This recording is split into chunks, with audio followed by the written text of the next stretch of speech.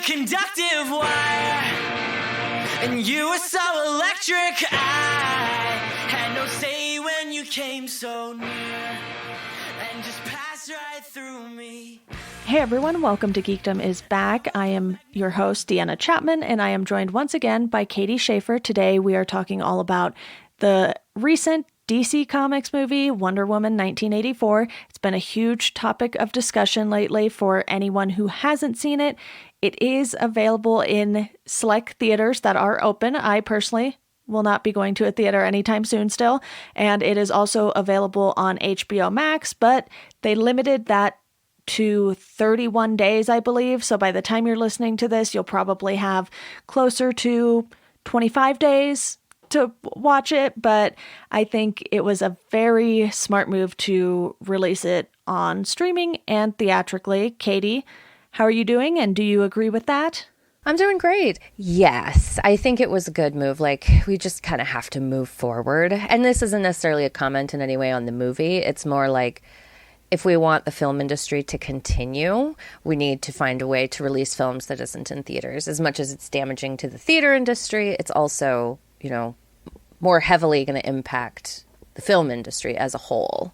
Yeah, and we did a whole movie theater roundtable earlier. I want to say it was at least a couple to a few months ago. This whole thing has been going on for so long. Time is a construct, and nobody actually knows when anything happened in 2020. Exactly. This is very true. But I think I was very surprised to see how many people actively disliked Wonder Woman 1984. So was I. I try not to read anything, like full articles or anything, and I always kind of delicately skim my tweets when it's about something like this, because I don't want to be spoiled. I want to go in with my own opinions and see how I feel. And I was just like, how is this so bad? Like, I really enjoyed the first one. It has its problems, don't get me wrong, but it's really a fantastic Wonder Woman movie. And I was thinking like, oh, Patty Jenkins can definitely pull this off. And the setting seemed like an interesting one. And so I was really excited to see it. And I was kind of nonplussed by the fact that there were so many people just hating on it, and so many people just like, it was meh. Right. And with the first movie, I think what worked well with that was the origin story in particular. We get this whole sequence on Themyscira, and we get that again in this movie. That is where the movie starts. And we go back to sort of the same time period with Diana as a young child and wanting to compete. And the big lesson in that whole sequence is you cannot take a shortcut to get what you want. And it's not saying don't have goals and don't have dreams. It's just saying do the hard work to achieve those things. Yeah, exactly. And I liked how they used that. I thought it was a good setup for the movie without feeling really heavy-handed. Like, as soon as, they talk about the end where you can't take the shortcut and you have to, you can't ignore the truth beyond that. And so I immediately was like, okay, so we're going to, Diana is going to be tested in some way dealing with the truth. And I knew that Steve Trevor is coming back in this. And so that was kind of what I was expecting, but I was still interested to see how they were going to pull that off. And, that's, I think, where my personal problems start with the movie, is that there's just a lot of hand waving done. Yeah. So, we're moving the plot along. Don't even worry about it. I mean, to be fair, a lot of superhero movies have done that over the years. And Very the true. thing is, I saw a lot of people saying, oh, it's just about this sort of magic rock that grants wishes, and that's kind of silly. But when you think about it, that's almost exactly what the Infinity Stones do. But I think the big difference is that Marvel spent years building up to that. And this, it's just a thing that appears. Right. It's the MacGuffin or whatever they call it. Right. Here's the thing about this movie that will stretch throughout this review when we talk about it, is like, as I was watching it, I got kind of irritated and upset with it. But then as I'm, thinking about it afterwards, I was like, that actually kind of works pretty well. It's like, you can't nitpick, especially with DC movies. That's important. And especially with the Rock thing, it's like, in the DC universe, there are much more prevalence of like giant magical artifacts. Yeah. And so I don't think in a DC world they needed to set it up, and I think it works really well, and that they made it so that guy can become the stone. That was where I thought, like, okay, this was a good choice. I don't even really think I spent too much time thinking about the stone itself. I was more interested in how Max Lord was going to play into everything, and I think sometimes the DC films try to do too much because all of the promotion from what we saw, we didn't know that Pedro Pascal was playing Max Lord, but we knew that Kristen Wiig was playing Cheetah. Right.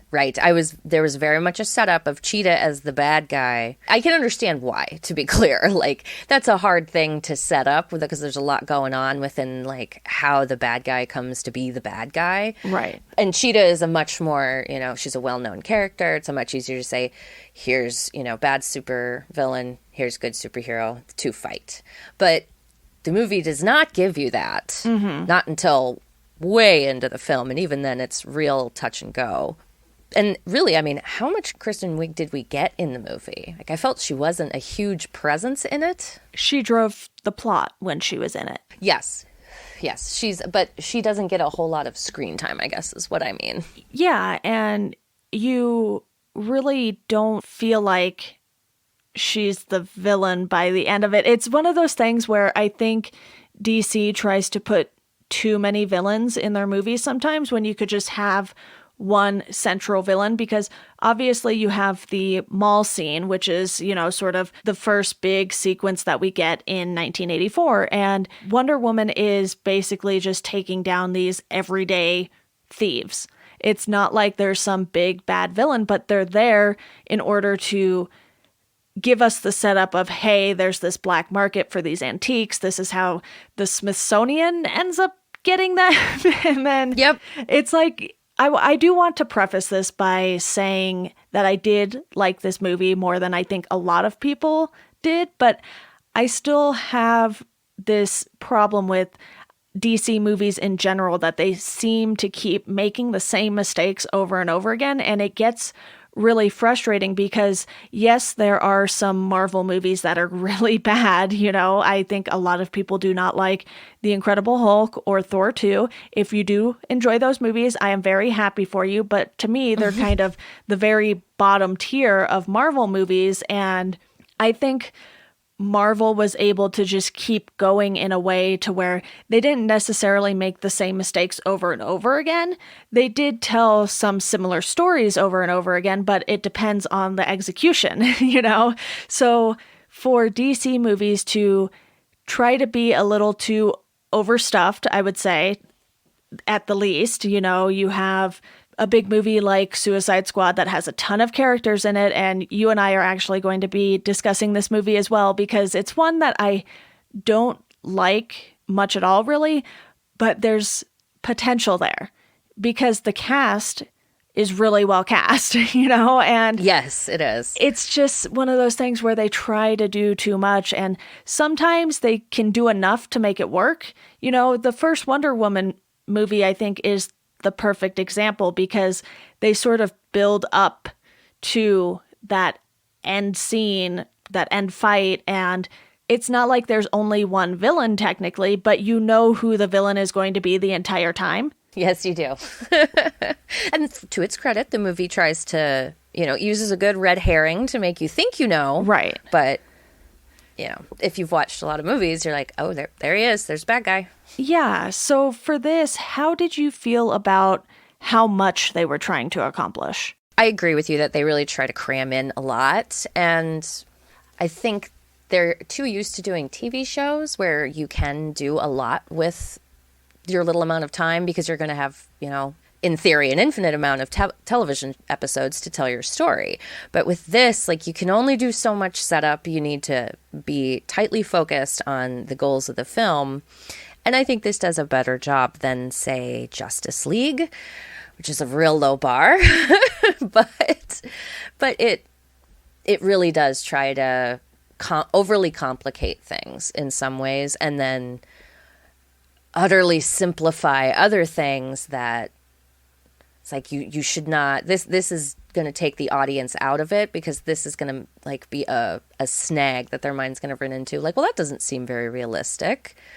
So, and because that happened to me several times throughout the movie, and it felt like they just directed their attention to just adding as much story into this as possible without thinking about the quality of the story that they're trying to tell. Right. My one other big gripe with DC is how many of the major fights have to happen in the dark. Yes. Yeah, DC has a real lighting problem. They need to figure that, except James Wan. James Wan does fine. But everybody else needs to figure their shit out. Yeah, because we have the mall scene, very brightly lit, a little, campy, obviously. I think that's definitely something they were going for. It seems to me that anything that is set in the 80s sort of has this innate campiness to it almost. And yeah. I really felt like, okay, if you can do the mall scene, granted, she's not going up against these big bad villains, but then you can also do that sort of stretch of highway scene in broad daylight, but you can't have her fight Cheetah in daylight. And it was super weird because it was obviously daytime as she was getting to where Max Lord was, and then all of a sudden it just gets so much darker, like he's in some deep dark place, but you're just like, this place is, outside like every other place. Yes, the Cheetah Fight scene in particular, it's like everything all of a sudden gets this gray filter put over it. Yeah. When she's dealing with Max, like even that's poorly lit. But like the Cheetah Fight scene, I'm pretty sure that's because the CGI, because that Cheetah CGI was not where it needed to be. And I think it would have just been a million times better if they had actual Kristen Wiig in, makeup and an outfit, and then maybe add some CGI touches. Right. Then you could have had that brightly lit scene that it really needed to showcase the difference between the two, and that they opted to just kind of cheap out, it felt like. It was like, oh, what? You're making the same mistakes again, like you said. And it's kind of crazy to say a movie cheaped out when its budget was $200 million. Right. They had so much money. And like some of the CGI is fantastic. Like her wings throughout it, those look great. The truck fight scene on the highway, that looks pretty awesome. But some of it was just like, you just couldn't figure this out in production, or what happened here? Yeah, there are some moments too when she's swinging with the lasso where you're kind of like, okay, that looks fine. It doesn't look fantastic. And when she swoops down and picks up the kids, it's like her arm's just there and she wasn't really like holding on to them. It was just little things like that I think built up for a lot of people. And I don't want to say I'm willing to overlook this movie's flaws, because obviously we're talking about all these things we don't like, but I think a lot of what I didn't like about this movie is a DC problem, not a Wonder Woman problem. Absolutely. This is the same kind of things that we see regularly in DC movies. And to be fair, Marvel has its own types of things that it does that don't necessarily work for me, that they kind of tend to do in every movie. But DC's are pretty glaring, and that's very frustrating to keep seeing over and over again, especially when you get so excited for something like Wonder Woman. I liked the second half of the movie a lot better than the first half. And so I tried to think about it like, okay, well, the first half of the movie was the setup. So how did I like it, the payoff that they gave us? And that made me a little more generous, I think, to the movie than some people are willing to be. See, I think I maybe liked the first half or even the first 2/3 better, because then that final act is where everything gets dark and muddied and you're kind of like, what's going on? And you really feel like this movie had the potential to be so much better if the writing were better and if they made certain choices that would have, brightened things up even a little more. Because my big gripe with the first movie is that so much of it is so dark that if you watch that movie during the day, you're going to miss a ton of stuff, which I rewatched it during the day before I watched this one. And I was just like, what's happening? I can't really see anything. Yeah. And that is just the lingering influence of the Zack Snyderverse, which no judge or statement on if you like the Zack Snyder ones. Awesome. I'm glad you enjoy them. They're just not my personal thing. But I do think that the lighting is very poor in that. And I think the over-reliance on CGI villainry is a big part of the reason they have to do it that way, because otherwise it's going to look cartoony. And that's just a poor choice. Like and it happens in the Marvel movies too, when they're out in broad daylight, particularly in Infinity War. But, sometimes you just got to make it work so that the audience can see what the hell is happening. And look, other people might think that Marvel makes the same mistakes over and over again. It's completely subjective as to what you prefer in superhero movies. But sometimes I get the feeling that the people who are being overly critical of what some of the characters look like and how they're acting haven't actually read comic books. That I agree. I think there is a certain tendency for folks who don't read comics, broad generalizations and all that. I think there is a tendency for folks who don't read comics to kind of not realize that these characters are kind of acting the way they do in the source material. Right, and they don't catch the nuances of what's going on here. And a lot of the storytelling shorthand that's used in comic books is different than what's used in movies and TV. So if you don't consume that kind of art, then you're just not going to catch on to that stuff. And so it can feel very dissatisfying, I think. And I think there's also the other end of the spectrum of comic book fans who require their, very specific things out of the movies that you're just never going to get because that's not going to work in a film medium. It goes both ways. And I'm not saying that people who want to watch comic book movies have to read the comic books. I don't want to say that at all. That's totally personal preference. Katie, you and I do that all the time because we love both mediums for very different reasons. And I just find it interesting when people are kind of like, well, this character was too campy or, things like that when that is the character. So I think sometimes you'll miss out on those things. And I'm not saying that any specific person said that in particular, but it does seem to be something that kind of goes around every time there's a comic book movie that has this much of a difference in people who like it and people who don't. Yeah. And that can a lot of the times be chalked up to using much more obscure comic characters, so there just is not that reference, which is good. I like it when we see the more obscure characters get a chance to shine. But it's an unfortunate aspect, I think, that people do tend to do that. Like, he's just not, Diana she's very honorable and very much about her duty, and like that can make her come across as kind of naive in some ways. But that's the character, and that's who I want to see on screen making choices. So for me, it works, but it's not going to work for everybody. Right, yeah. I'm a little confused by the people who think this is worse than Suicide Squad and have rated it as such, but it doesn't bother me that people didn't like this movie. It just piques my curiosity because I'm like, did I miss something glaring that was really bad about this? And I know one of the big things that people are talking about is the part of the movie that takes place in Egypt. Yes. And as someone who is really bad at history, it was one of my worst subjects in school. I'm not intensely familiar with the sort of political climate in the 80s. I caught that this was Reagan era? Yes. Yep. President Reagan is in this. Or a guy playing him, obviously. Right. And, so this is the Cold War time period? Yeah, there's a lot going on during that time period. I have some familiarity with it. At that time, there was an insane amount of conflict between Israel and Egypt, and that Gal Gadot is Israeli is a big part of that, I think. So, and she was part of the Israeli Defense Force and supports them, which, there's a conflict between Israel and Palestine right now. So there's a lot of current day political stuff and previous day political stuff all wrapped up in this that I don't know how well they handled it, because again, I know some stuff about this, but I am not by no means well educated in these issues. Yeah, I don't want to speak too much towards what was going on in the 80s at this time because I have no idea. I wasn't born yet, so I really do not have a grasp on this time period outside of, what entertainment happened. And, exactly. Another thing I've seen people saying is there weren't a lot of 80s songs, if any, in this. I think Duran Duran was credited in the credits with a song, but I don't recall hearing that song.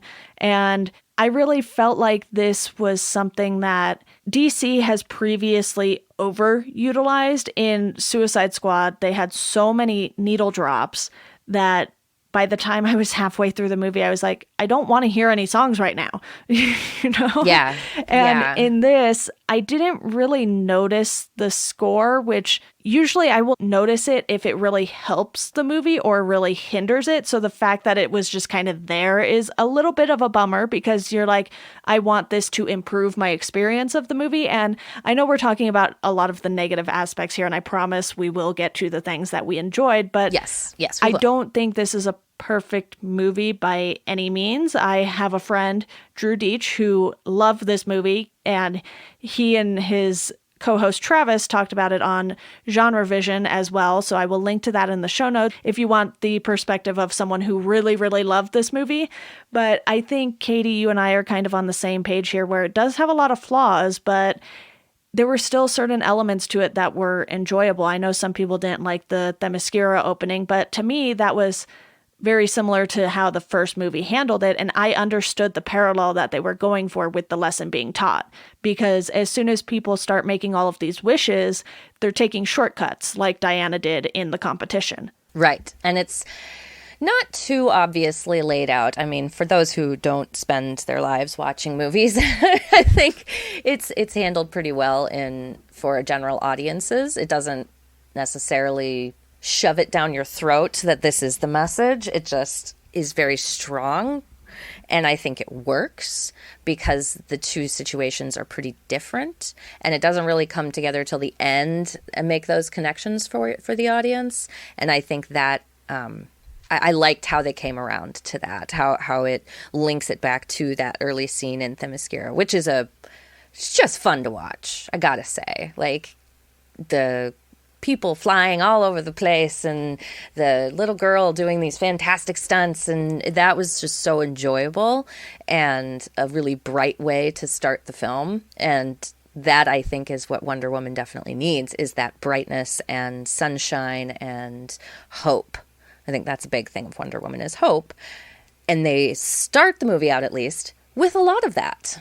Right. Plus, we're getting backstory without it being completely unrelated to the story in the present day, because Themyscira is such a big part of Wonder Woman's life until that moment where she literally leaves with Steve in the first movie. Yep, exactly. And she's lived there her whole life, and we're not really given an idea of how long that is. You know, she's obviously supposed to be in like her mid-20s, but she also has this kind of ageless look. Right. So it's interesting to think about her adapting to the world.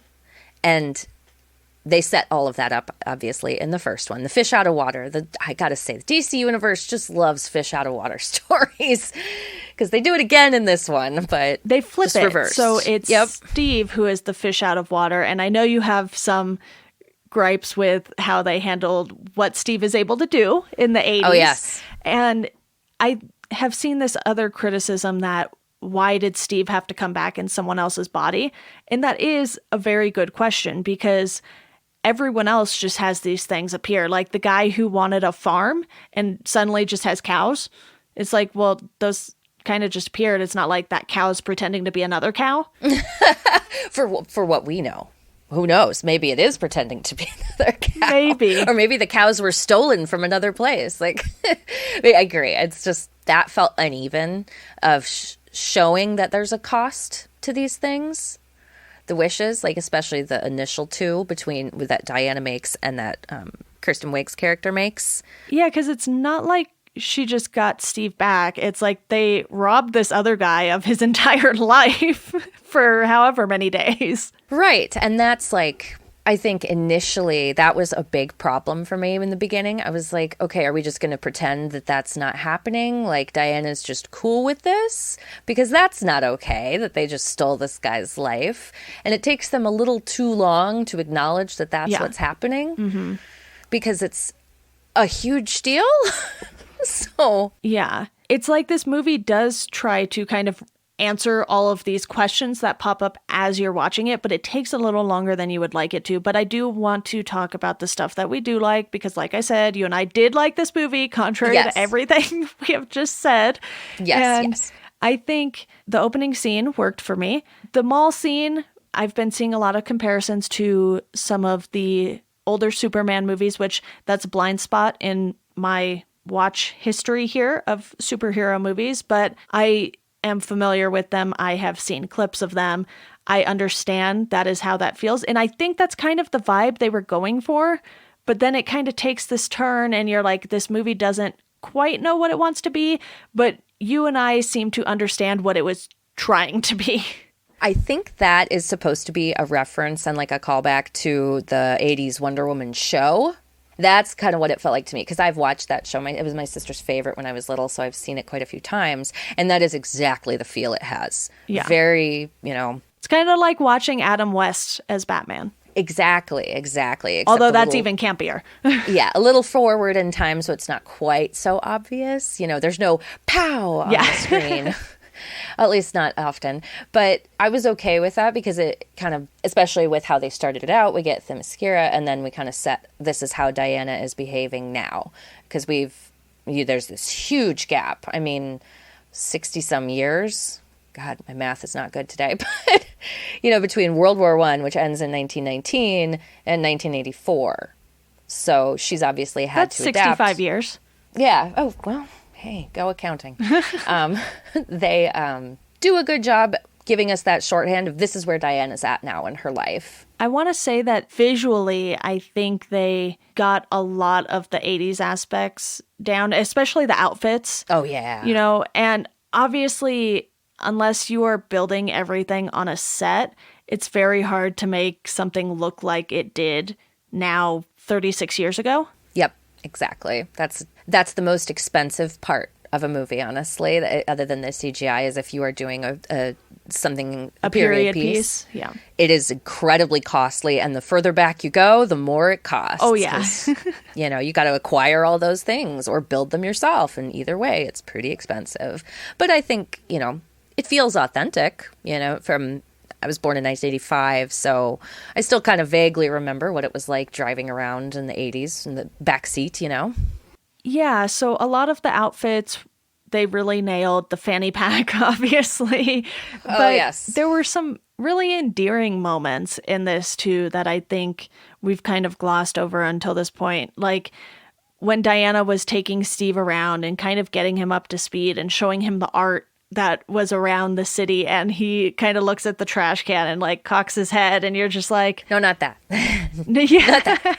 No. And it was just such a fun little moment, and it really just felt like if they had kept going with the Steve and Diana storyline, they would have had to get him there a different way, because the way they got him there, you're kind of like, okay, well, this can't last forever, because they're not just going to essentially end someone else's life to bring Steve back. Because, you know, I think this is something that they very intentionally did, where Diana makes the same mistake she made as a child.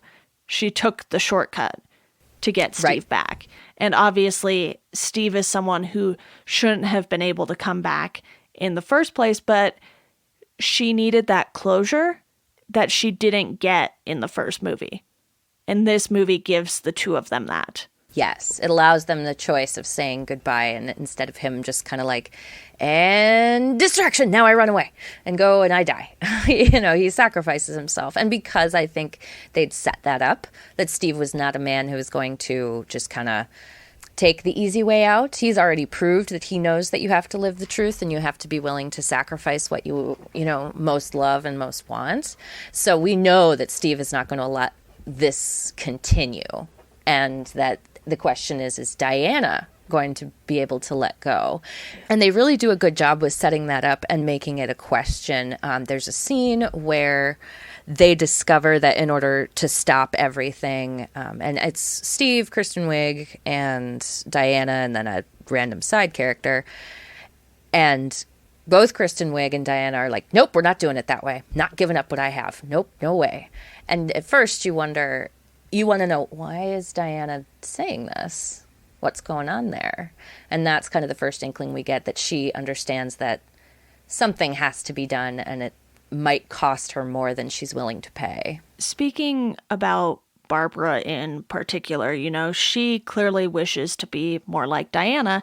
And it was interesting to me that she automatically put together then that she was Wonder Woman. Yeah, I didn't really get it. I couldn't understand what the public knowledge of Wonder Woman was. Yeah, that's something that I think this movie didn't really know how to address, because it felt like she had kind of been in hiding, but then she was out in public in the mall doing her thing, and then it was very unclear, but I kind of let that slide because I was like, okay, Barbara is clearly a very smart person, very awkward when we meet her, but she's very intelligent, and a lot of people underestimate her. And I think that's what made her character interesting, because even though she didn't get as much screen time and wasn't ultimately the main villain, I think how her character progresses would have done better with a longer storyline, you know, if we saw her on screen more, basically. But you kind of have to jump to these conclusions because they're not giving you every step of the way. You see Barbara, you see how she's changing when she's giving Max the tour.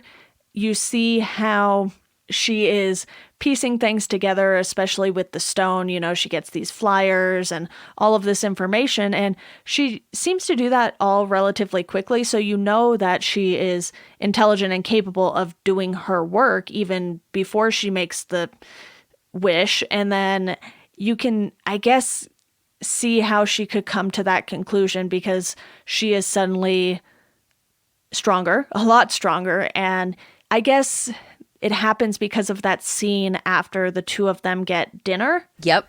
And Deanna comes in to the park saying she forgot her keys and totally lays this guy out. And, you know, Barbara doesn't really see it, but she can see the distance that guy has gone. Right, exactly. It's not, it's obvious that something crazy went on, and the Diana's explanation of like, oh, I just used his own body weight against him, don't even worry about it, like, does not add up for someone of Barbara's intelligence. Right. So even though they don't really show Barbara coming to that conclusion until she literally tells us she has come to that conclusion, you can still get a feel for how she does that, even though it would have been nice to sort of see her working that out a little more. Yeah, I really liked Barbara's character. I didn't necessarily like how they set her up because it's real obvious what they're going for from the start. You know, Kristen Wiig is painfully awkward. Like, it is cringe how awkward she is, and you can see what's coming very much from the beginning with her character and how she interacts with Deanna. But I think Kristen Wiig does such a great job playing Barbara. Yes, and absolutely. Showing that transition from being the awkward person to being the character she becomes at the end, and realizing that what she does sacrifice and that she's giving away far too much. And knowing, I think, the movie doesn't do the best job of this, but I think the goal, that what you're supposed to take away from it is that Barbara knows she's giving up too much, but she just can't let go of being a different person. Yeah, I really loved Kristen Wiig in the role, and I really loved Pedro Pascal as sort of this coked out Max Lord almost. Oh, God, he was great. And, you know, he's been in so many things lately that I think a lot of people have really been enjoying, and to see the two of them play these comic book villains the way that I would picture these villains being played. And obviously you can go in a different direction with Max Lord if you want to. I'm pretty sure he was one of the villains who has shown up in Supergirl, I want to say. And there's two very different ways you can play that character, and I'm sure in the comics he's been written the same two ways before as well. But for the 80s, this felt right. Spot on. Greed is good. like 80s bad guy from, every, teenage 80s movie, the rich developer, whatever. Like, he is perfect as the bad guy in this role. And Pedro Pascal is an amazing actor. And, we've obviously been talking about Mando a lot, and he really differentiates himself from the little bits we get to see of his face when he's Mando. Like, those are two very different characters, and both of them, he's completely believable. Two very different looks as well. Yeah, oh God, yeah. And so, did you think, since we're talking about Pedro Pascal's character, did you see any, not to make it political, but it's the 80s, man, Trump comparisons in this? Having just watched Home Alone 2. Yes. I do kind of see it. I don't know if that was necessarily the intention because, like I said, there's been different versions of Max Lord in the comics, and I just looked. He was one of the villains in Supergirl, and he was played by Peter Fasinelli. Oh, nice. So you have very different portrayals of this character, and I think they work depending on the story. So, Supergirl obviously set in the present day, this set back in the 80s, and comic book characters don't age. That's just how it goes. But I think Max Lord is definitely one of those greedy businessmen. He's kind of like just a step below Lex Luthor. Yes, without all the insane intelligence. More like a level of cunning as opposed to like intelligence. Yeah, he's a good businessman. He's not a genius. Or a super genius or anything like that. And that works for his character, and especially with how they portray him here. And I don't think it was intentional, but it definitely had a lot of parallels to that, especially that look. And that was not a unique look to him. That was, the hairstyle and the suits and everything. That was all so very 80s. Yes. Yeah, shout out yet again. The wardrobe in this is just perfect. And in particular, the scene where Chris Pine is, or where Steve is getting dressed. See him in like all those outfits. Yeah. Oh, that was, parachute I think, pants. Yes. And doesn't this look good? No.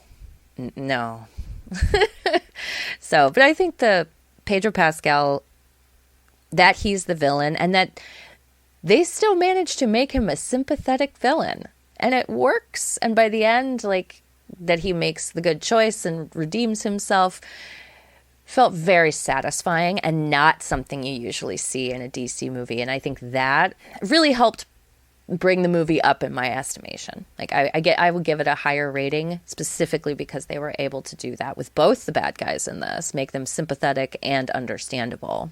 Right. What did you think of the part in the Cheetah and Wonder Woman fight scene where they are underwater? Because I was thinking about it and I was like, okay, there are ways to explain why Diana didn't get electrocuted, because we have seen that some of her powers are kind of similar to Superman in that she isn't necessarily affected by things the same way regular humans are. Yeah, and we see her in this one swinging from lightning bolts with her lasso. So yeah, I was like, she was a metahuman. Like, she's half god. Lightning doesn't seem to be something that, and she's half god by Zeus. So lightning makes sense that might not affect her the way it would, a normal human who's been transformed. Yeah, that was just something I was kind of like, you can't explain this, but I see why to some people it would be strange.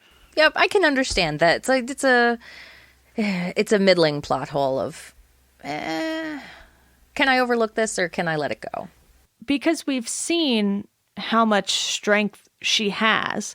It's not quite Superman level, but it's pretty darn close, I think. Yeah, they've been, in the same movie together, and we've seen them, and she's obviously been, almost a match for him. Yeah, so I think that is something that I, again, was able to overlook because there is some sort of explanation for it. It would just be nice if there was some sort of consistency with how things get explained in these movies. Yes, it would. And I was okay with it, other than how it looked. You obviously see where Diana is going to go with it. Yeah. And I was like, okay, I'm fine with that. She's a magical lady. It's okay. And those are the kind of things that don't bother me because it can be really easily explained by like superhero logic. Which doesn't need to be rational. No, absolutely. You don't want it to be rational. They're superheroes. Yeah. So that's the kind of thing that is easier for me to overlook than some of the other choices they made. So, but I think it worked really well as a way to end, as a way to end the fight. We'll say that. Yeah, and I'd be lying if I didn't note that I probably enjoyed this just because I've been waiting for another superhero movie for quite a while too. And it's just like, I really, really wanted this to be good. And I'm obviously not saying it didn't have flaws because we just talked about so many of them. But I think this was the kind of movie that I needed at this point in time. Yeah, like I said, as I watched the movie, it was real up and down, my reactions to it. And then like when the roller coaster finally ended, it was in a pretty good place. But there were points in it where I was just so mad because I really wanted to love this movie. Like I really loved the first one despite its flaws. And it means a lot to me as a woman to watch women on screen, especially with having Cheetah in there, having a badass villain and a badass superhero and getting to see more about Deanna. Like I was just and it's directed by a woman and written by a woman. Like I really want to enjoy this because I want to see that representation because it feels so good and satisfying. And, it's not something that women get to experience a whole lot in the superhero universe, and that it had those flaws.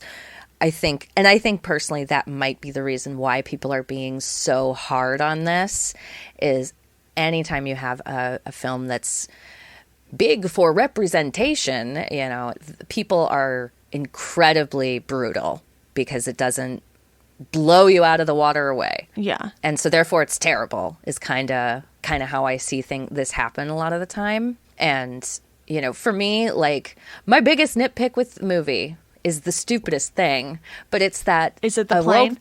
It's the plane. It's that a World War I pilot can fly a goddamn jet engine because that is in no way conceivable or possible.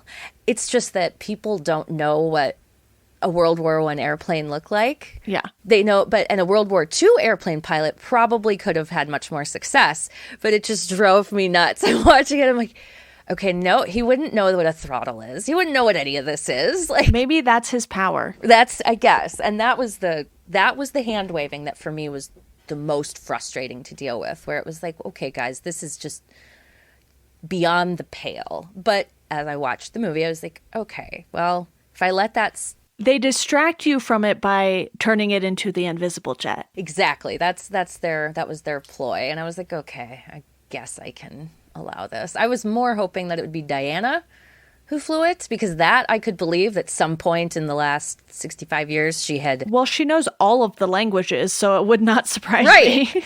Right. That seemed the logical choice. And that, Steve just hops in. He's like, oh, okay, I'll flip all these switches and pull this thing back. And it's like, dude, there were no switches. There was a stick, a brake line, and a starter. Yeah. Maybe you had some of the same, like dashboard dials and stuff. But yep, you would still have some of the same dials, but there were no freaking to start every World War I airplane, someone had to stand in front of the big rotor in the front and pull it down and get it going. That's how primitive those things were. They honestly could have fixed this in 5 seconds just by having Deanna flip the switches. Yep, and just tell him, here, we start it this way and then pull this back and this will get us going. It could have been avoided, because I can buy, he's been in the air and he can feel he could have figured it out, but just that he gets in and knows how to start it, that was too much for me. But in the grand scheme of things, that is, like I said, I highly doubt there were too many other people bothered by that, because it's just not common knowledge of what airplanes looked like 100 years ago. So I tried, and I felt like that was a lot of the nitpicky complaints, was that it was this isn't really important to the storyline, and I liked the storyline, and I liked how they developed it, so therefore, that helps me forgive a lot of those little stuff that just caught at me while I was watching the movie. Yeah, and I totally understand being frustrated by those things and having them build up for people, and it ends up making them not like this movie, because it feels like DC keeps having the potential and just not quite reaching it with some of the stuff they're trying to do. And I do want to spend a little more time here talking about the things we liked, because I know, Oh, yeah. for whatever reason, this episode has been more negative. And maybe as we talk about it more, I'm kind of rethinking my rating, because I had it at a 4 when I finished, and I was like sitting with it for a few hours or, that night. And then the next day I was kind of like, no, it wasn't that good. And now that, I had bumped it down a half star, I'm kind of sitting here thinking about it again. I'm like, maybe it's closer to a 3 for me. And I think it's just because while I do think they kind of wrap everything up by the end, it took too long. And I do think there were certain things that worked well. I did enjoy the campiness that a lot of other people didn't enjoy quite as much. Loved everything on Themyscira, because I am someone who just loves seeing that kind of backstory without it being super forced. And I think putting those things at the beginning kind of make it feel a little less forced, because they're like, hey, we're going back in time for a little bit, and then we'll give you the story. Yeah, we get a little bit of setup and a little bit more character development for Diana. Yeah. Because the origin for her is handled pretty quickly in the first movie. We don't get we don't get much of her as a young woman or a girl in that one. So this allows us just a little bit more of a peek into her history. And I agree. I really liked that. There was so much about this movie I liked, even though I think my rating is probably also about a 3, about a 3, just because there were too many snags. But overall, I enjoyed it by the time we got to the end, despite the mixed bag CGI. But that final scene between her and Pedro Pascal is fantastic. How she interacts with them, and when she gives the little speech that's going out to the world, and how it turns around, and how well it engages in what personal sacrifice. Sometimes you have to sacrifice things personally in order to make the world a better place. And that they went with that as the end and that as the conclusion was such a good moment for me. And it was so very Wonder Woman. And that I really appreciated that Patty Jenkins understood that, like, no, we can't have this end with like this huge, crazy, world-shattering fight. This has to be a moral discussion almost in an interesting way. Yeah, I think at this point I'm definitely sitting around a 3 with it, which it's kind of a bummer that since finishing the movie, I've kind of already bumped it down a full star, but I understand a lot of the problems people have with it again. And I think for me, it wasn't necessarily about the time period it was set in. A lot of people were like, yeah, well, this story didn't need to be set in the 80s. And I completely agree. I think there was something about the aesthetic that they just liked about the 80s. I don't think the 80s impacted the story in any real meaningful way, which is kind of a bummer, because you do want your setting to almost feel like another character. Right. And I can understand that desire too. And I think it doesn't help that the DC Universe films are really constrained, right, by their timeline. And I could tell some of that throughout this in the script. Like, I think they felt it had to be set in a time period before any of this other stuff had happened in their movies, so that they had the freedom to kind of play with whatever they wanted. And I think that is often a problem with the DC Universe, is that the constraints that they've put around their, cinematic properties can be very limiting for the individual movies. One scene in particular that I want to give a shout out to for being a very, very 80s scene is when Barbara goes to the gym. And it's just like the perfect sort of 80s muscle gym. And she starts picking up all of the different weights, and, she's just picking up the dumbbells. She's not, doing anything too crazy. She picks up the biggest one, and then she's just like, oh yeah, this is easy. And then she goes over to the big weight set where, it's like the Olympic weights. Oh yes. And then just, bloop, no problem, hoists that up like it weighs a feather. And the looks on all of the guys' faces in the background was just so fun. So good. Yes, I liked that. And that felt very 80s. I think the tinge of 80s that they add to everything really worked for me because that was a part of Captain Marvel that was kind of annoying, honestly. It was like, oh, look at all this 90s stuff. We're in the 90s. Did you guys know? And it's like, yeah, I was there. I don't care. But like, it felt like the 80s was omnipresent in the film, but it wasn't overbearing. And that's why I agree with you. Like, I was fine without all the needle drop moments and stuff like that, because that just gets tiresome, I think, after a very short while. Yeah, so to kind of wrap up with some of the things we enjoyed, I enjoyed her lassoing a single bullet. Yes, that was so fun. That was very well done. That was one of those CGI moments where it didn't look as awkward as some of the other scenes during that sequence. But the fact that, Steve was kind of still set in his ways too, and he's kind of like, he almost forgot that he didn't need to protect Diana for a little bit. Yep. I think his character is just great in this. And then he's always like, oh yeah, I don't need to do that. Yep, exactly. And I think the relationship between Pascal's character and his son, Alistair, is very nice. I like that they include that, and the little scene that the two of them have at the end is very sweet, and that especially because Pascal acknowledges his failings as a father and all of that, and like that, I was, as a parent, I was like, oh, my little heart's all happy with this now. So they did such a good job with those little emotional beats, I think, anyway. They also did a good job of how Barbara sort of transitioned. She was obviously more playful with Max giving the tour, but then she also gets the opportunity to basically stop being harassed by this guy who keeps harassing her. And I think that was an important scene because this guy is the same guy that Diana knocked down in the park. And he's obviously sort of just always lingering around. And it's completely unwanted attention. And Barbara's like, you know what?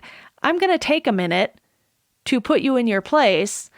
And then she gets to kind of move on from there.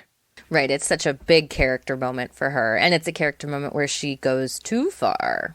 It doesn't say whether or not she kills him, but if she didn't, she obviously comes very close to killing him. And that's a big, that's a big moment for a villain to make their first very, very negative act. And it's played off so well because it's sympathetic, because we've already seen this guy try to rape her before. Right. So we know that he's not a good person, but she still doesn't make a good choice. And so they handle her transition very well because I felt sympathetic for her throughout the whole movie. It would have played very differently if she had done that to the homeless guy who she kept giving food to. Right. That would have felt very out of character. Yeah, they had it happen to the person it needed to happen to. And it was such a small moment in the movie, but I felt like it moved her character forward in a new light after that. Yes. Yep. We know that I felt like it tells us that kind person that she once was is now disappearing. And we see the cost of what this, newfound power and, confidence is doing to her. Yeah. What did you think about the fact that this wasn't a super action-packed movie as much as the first one? I was very happy with that, honestly. Okay. I don't need my superhero movies to necessarily have 17, 18 fight scenes. Like, I think I'm much more concerned with the fight scenes being earned and well done.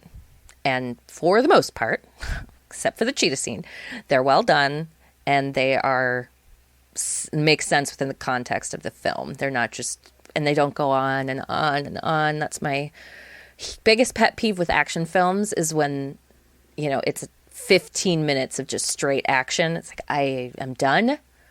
Move on. So that's a personal feeling. And I know I can see how some people would be disappointed that there isn't more action. But I also feel like Wonder Woman isn't a character that inspires a lot of action-y scenes because she's not fighting people just to fight. She's fighting for other people. Right. I also feel like I don't need all superhero movies or TV shows to be a lot of action all the time, because anyone who watches the shows knows that those kind of go at a different pace, obviously, because they're telling much longer stories over the course of a season or whatever. They kind of have this overarching theme, but it kind of reminded me of like when I was watching Jessica Jones. She's someone who is obviously very strong, can fight very well. Well being a relative term. She's not trained in the same way that Deanna is, but, you know, she's a character who could very easily get into a bunch of fights all the time, and that's very much her personality as well in the show, but she doesn't necessarily have this huge blowout battle with the villain every single episode. And I think that's kind of more what they were going for with Wonder Woman. They have the opening scene where she's just going up against these thieves, so she's kind of taking it easy. It's more like she's just capturing them than fighting them, because she gets rid of the guns very early in the sequence, and then it's just about wrangling them, basically. And there's that whole little moment with the little girl and, you know, that whole thing, and I thought that was fine.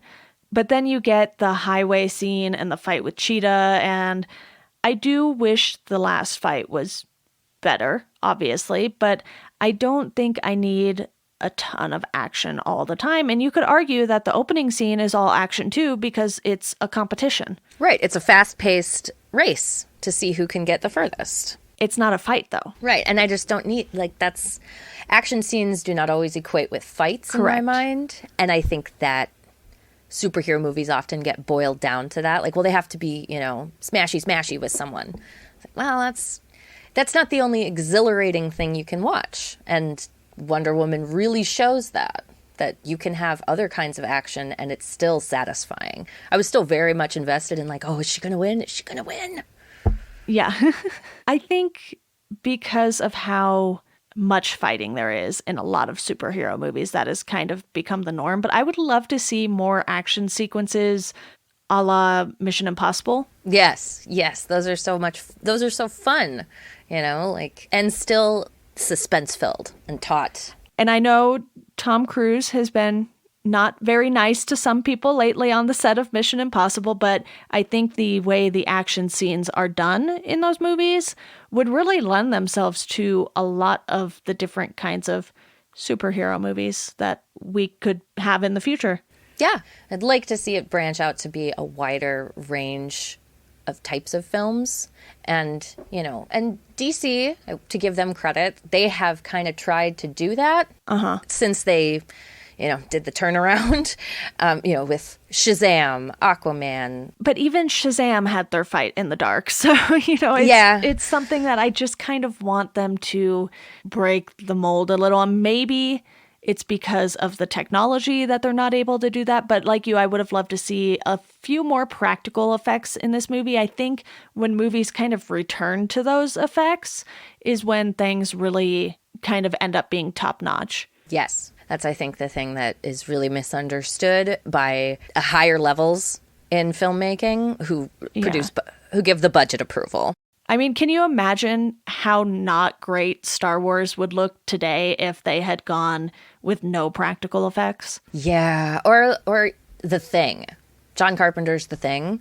Like, that movie is a masterpiece of practical effects, and it doesn't need any CGI. And you can do so much with practical effects, especially these days, because the technology for that has also gotten better as the years have passed. And I think there's a reticence on the part of executives to go forward with that, because I think there's this idea that, like there's in video games, you know, the more realistic CGI we can get, the better. It's like, well, you're doing too much here. Yeah, exactly. It can be done easier. Yeah, and again, I did enjoy quite a bit of this. I got some good laughs out of this, which is always very nice with superhero movies, because obviously that's something that Marvel has done more. But it felt like when DC was so dark that it felt out of place, that's where some of the things were not meshing well with me. So I think this is a step in that sort of direction that DC wants to go in. like the same way that Aquaman was. I enjoyed that. I know not everyone enjoyed that. I thought it was a fine movie. It wasn't top tier DC. There are few and far between in my top tier with DC lately. And it really is a bummer because I want them to figure it out. And obviously so many people dislike this movie that it seems like they're not quite there yet. I think the stories need a little more fleshing out. Yes, and a little more script doctoring. But also, if you read comics, you know that not every single story gets fleshed out. Yeah. So I think that's why my expectations are a little more tampered than some other people's maybe. But at the same time, I know plenty of people who do read the comics and want something different out of these movies still too, which is fine. Yep. And I kind of always try to keep that in the back of my head, is that this is where this is coming from. And especially with DC, because DC is a much more fantastical superhero universe than Marvel. Marvel really tries to kind of stay grounded in the real world. And DC, at least on the comic side, gives zero fucks about that. Yeah, Marvel's very techie. They have gods. They're literally, the Greek gods are literally characters in the Marvel universe, as are many others. So, or in the DC universe. Yeah. So it's like, I'm willing to be more flexible with it because I know the source material, and I want to see how they can represent that source material on screen, and therefore I try to give things. I try to put them within context of what inspired them. Yeah. And DC has had a real hit or miss run, and I think this movie was definitely not the best it could have been, but I don't think it's as bad as everyone is saying, and I think I will rewatch it at least once or twice over the next year. And I am looking forward to the rewatch because I'm like, okay, now I know all the stuff that bothers me about it, and I can just be like, yeah, whatever, it's fine, just let it go. Yeah. And try to look for the things that I can like out of it. And I think I'll have more success the next time I watch it, finding the little good bits. Yeah, so I think we're both in agreement that the good things were some of the 80s stuff that we did get, the outfits and the look and that stuff. The villains, played by Pedro Pascal and Kristen Wiig, very good, very well played. Yes. Oh, yes. And I think there was just enough in it for me to not be like, oh my God, this is so bad that I hate it. Yeah, and the other thing I thought of is Steve and Diana's relationship. Always fun. I really liked that part of it too. I really like them as a duo. Even, relationship aside, I thought in the first movie that was one of the strong points right off the bat was sort of their chemistry. And it just really felt like because of the story that was being told in this movie, something had to give with that relationship in this one. But I still enjoyed the time we got with the two of them on screen. Yeah, and Chris Pine is so fun to watch in this role because he's not required to be...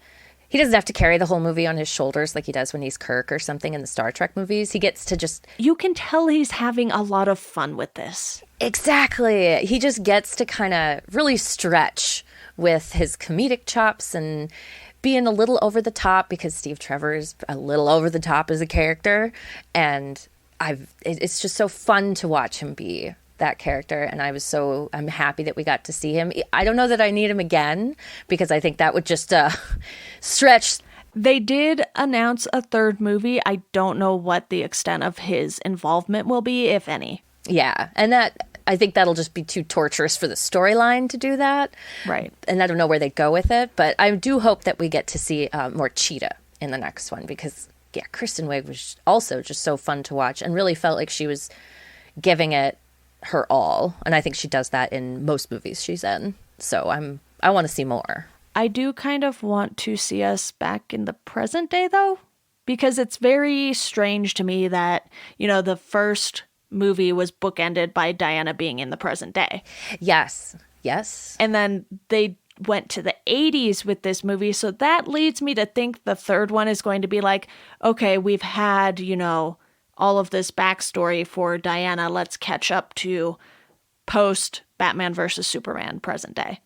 Yeah, I think I think they're a little scared, personally. I think they're a little scared to start back up with current day timeline for that, for their main characters, because the Justice League just did not go where everybody wanted it to go and all of that. So I'm interested to see where it's going to end up, because I mean, Aquaman takes place in the present day, right? Does that take place after Justice League or before? I think it might be just I think it might be before, because he doesn't have he has his trident in Justice League. Yeah, well, I think it's a little before, because I think it's kind of like the Aquaman origin story, but not like too far in the past.